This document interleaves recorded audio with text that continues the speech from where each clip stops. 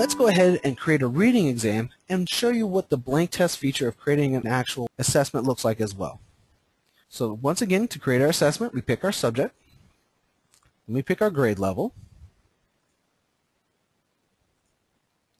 This time, when we're going to create our test, instead of using the test wizard, we're going to start with a blank test. This is going to give us the ability to add groups to our test. And for us, a group is a passage and all the questions associated with that passage. That denotes a group. So let's go ahead and choose that option and continue. So now we're here at our edit screen again, but we don't have any questions yet in our test. We have a couple control features here on the right hand side.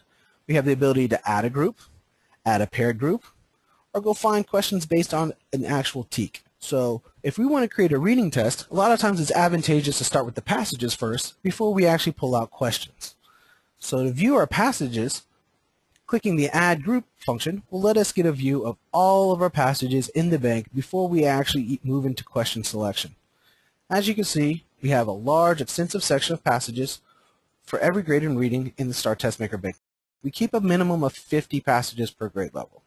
And we have everything in these reading passages from drama to expository to nonfiction to poetry. So let's go ahead and grab a couple. Let's grab just one randomly. And you always have the ability on this screen as well, you have control features at the bottom, to create your own passage. So if you don't see a passage that you want to use, or you maybe want to use something specifically that you're working on in the classroom that might be a passage out of a book or something, or that's just specific to the information that you need, you can always create your own passage, type it out, and add it into the bank and add questions to it. So there's always room for growth with the STAAR Test Maker to go along with all the questions that we give you right at the beginning. So if I have a passage that I like, I can just hit Add this passage, and that adds that passage directly to my test. Now I'm presented with all the questions that are available for that passage. In this center box here, I have a list of all 20 available questions for this passage for this group. Clicking on any of the individual questions lets me see a preview of that question here in the bottom box. If I want to add a certain question to my test, over here is the Use This Question button. Selecting that adds that question to our top parameter. All these questions here in this box will be added directly to our test for that passage. So all I need to do is select a couple questions that I like and use those questions.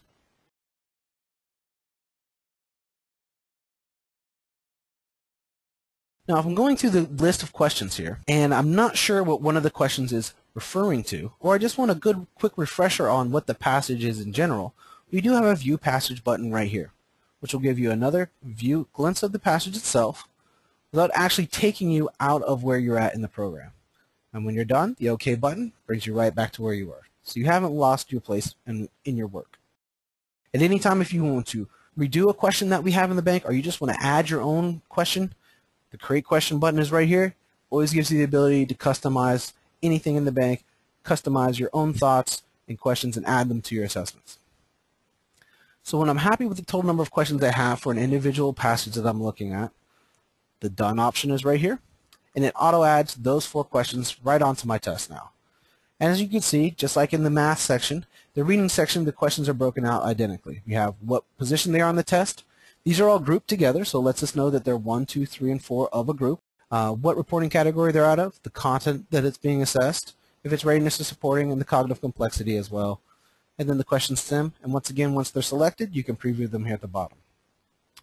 The edit screen controls are the same. You can move your questions around in your group, and you can move them up or down, whatever one's selected.